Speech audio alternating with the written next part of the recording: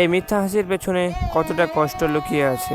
সবাই ভাবে আমি খুব হাসি খুশি, সবাই ভাবে আমি কিছু মনে করি না, কিন্তু কেউ জানে না এই হাসি আড়ালে একটা ভাঙা মন, একটা একাকিত্ব ভরা রাত আর অসংখ্য না বলা কথা লুকিয়ে আছে। স্কুল কলেজে বন্ধু বান্ধব সব জায়গাতেই আমি সেই ছেলে যে নাকি সবাইকে আনন্দ দিতে জানে, কিন্তু রাত হলে আমি একা হয়ে যাই। মাথার নিচে বালিশ নই, জমে থাকা কান্না রাখি, আর বিছানার চাদর নই, নিজে না বলা কষ্টগুলো জড়িয়ে ঘুমাই।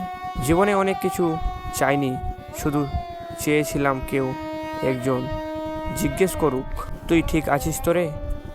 হাসিস কিন্তু তোর চোখে তো ভিজে। কিন্তু না, সবাই কেবল চাই আমার সেই বানানো হাসিটা। আমার কষ্টের দিকে কারোর নজর যায় না।